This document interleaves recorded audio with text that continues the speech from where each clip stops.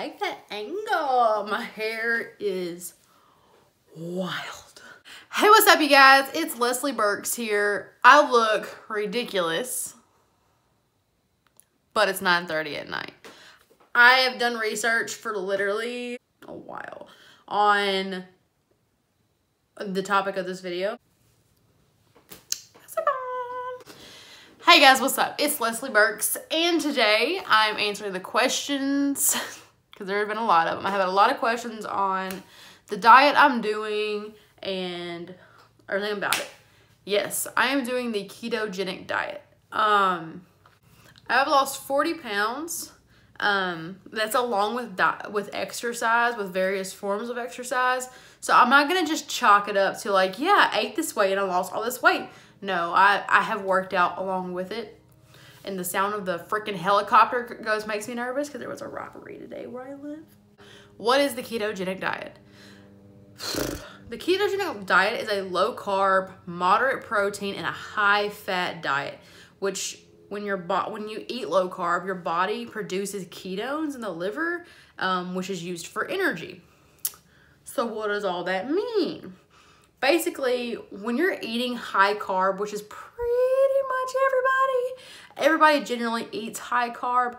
It's not even necessarily high carb, it's just you're taking in carbs. Your body is going to produce glucose and then produce insulin.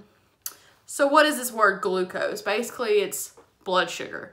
But it is also the easiest to use for energy for your body. So it's chosen over other forms of energy. When your glucose is produced, insulin is produced, and insulin is what takes the glucose around your body to be used as energy. I also should point out, I'm not a doctor. I want y'all to know that right now. I've done a lot of research on this stuff, been doing it for a while, it works for me, but I am not a doctor. So everything I'm about to say, take it with a grain of salt and then go talk to your doctor about it, because literally, I just do hair, okay? And I'm like somewhat smart about dieting. Somewhat, okay?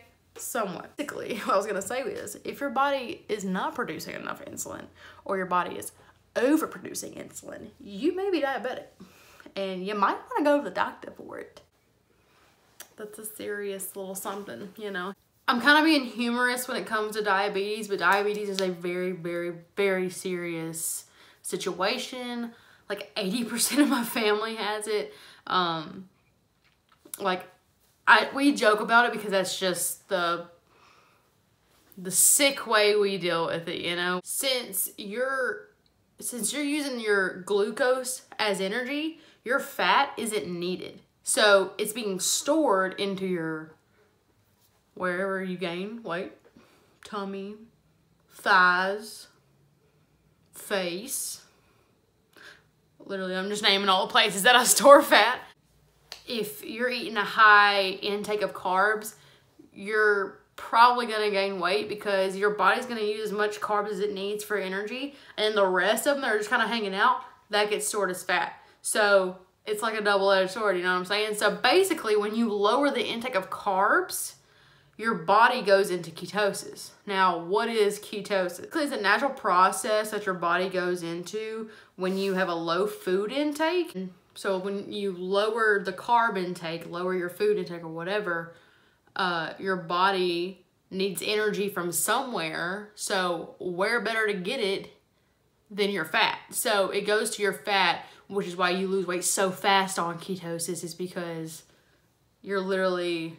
your body's going into survival mode, which isn't, it sounds really scary and like, you know, dangerous, but it's not, essentially. Like I said, I'm not a freaking doctor, but hear me out.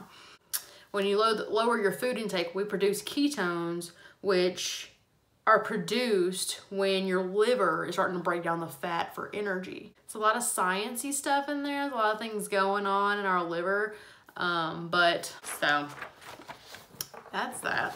So another question that I get a lot is keto flu. The scary it sounds a lot scarier than it is, but keto flu sounds terrifying and makes you not want to do it. Made me not want to do it. But what is the keto flu? Basically, what happens when your body, and this happens like the first couple days or maybe even weeks for the keto and in ketosis. But basically what happens is our bodies, when you start eating a lower carb diet or whatever, your sodium intake diminishes like a lot. So your body needs sodium to live. So when you reduce the intake of sodium, your cells, they're not gonna reduce the intake of sodium. They're gonna do everything they can to keep the same amount of volume of sodium in the cells as possible in your blood. So what happens when our cells do that, our blood by volume shrinks. Now when our blood by volume shrinks, that's when we're gonna get dizzy, nauseous, fatigued. Like you're literally gonna feel like you have the flu. And what do we do to fix this? Electrolytes, electrolytes, electrolytes. Very important. You're taking away a lot of the sodium. So if you start replenishing all that with electrolytes, then you're gonna be better. I did a lot of research before I did the ketogenic diet because I wanted to know what I was getting into, which I'd hope you do the same thing. But I heard about the keto flu and they said sodium, potassium, magnesium, your electrolytes, get them in, take them in because it helps the keto flu just not happen. So, or if it does happen, it definitely helps. My first like 2 days, I kind of felt a little dizzy, although I was working out pretty heavily. I kind of felt a little off, but it wasn't crazy. It wasn't like super intense, but also I was drinking Powerade Zero, which has electrolytes in it. You know, keto flu is nothing to be scared of. It really is just a lack of sodium, potassium, and magnesium. What are like some side effects of ketosis or the ketogenic diet? The only ones that I went through are bad breath and stinky urine. You know, we don't have to get into it. Probably not gonna get into it. Just know, it's a thing. Okay, so the next question that my mom asked immediately when I told her I was doing this and what it was, she was like, pump the brakes! Whoa, whoa, whoa, whoa! Leslie, do you not know that could kill you? Mom, I don't think it's gonna kill me. Oh, Leslie, no, do not do that. That's dangerous. They tell us all the time in the diabetes classes, you just can't do that, okay? You're gonna die. I really think it's different, but I'm gonna take, oh, okay, you know what? I'm just gonna not even talk about it. And what she was referring to is ketoacidosis. So what is the difference between ketosis and ketoacidosis? One's really scary and one's not. We know what ketosis is. I've already been into it. It's when your fat breaks down in your liver and it's used as energy, so that's how you're gonna burn your fat off. But ketoacidosis is a complication of type 1 diabetes when there's too much blood sugar and the ketone levels in the blood are super high.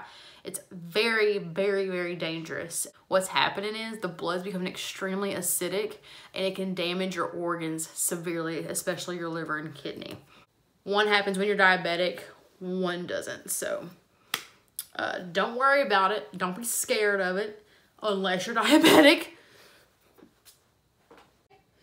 I'm not a doctor. I'm just Leslie and I'm trying to lose weight. And I'm losing weight and I'm super excited about it. I might can insert a picture here of what I was.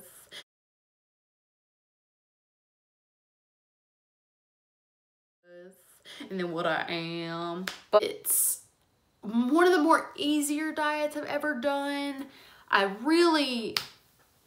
I was terrified of it to begin with because it sounds like you're really restricting yourself. But let me tell you, there's a lot of stuff that you eat every day that you have no idea has no carbs in it or very low carb. You find out that some of your daily favorite things or your favorite things that you eat daily are low carb. It's really exciting, and you just can eat more of it and cut out the bad stuff. And if y'all wanted a video on like food, like what I eat in a day, like, because I get a lot of questions too, like, all right, run me through your day, start to finish. What do you like to eat?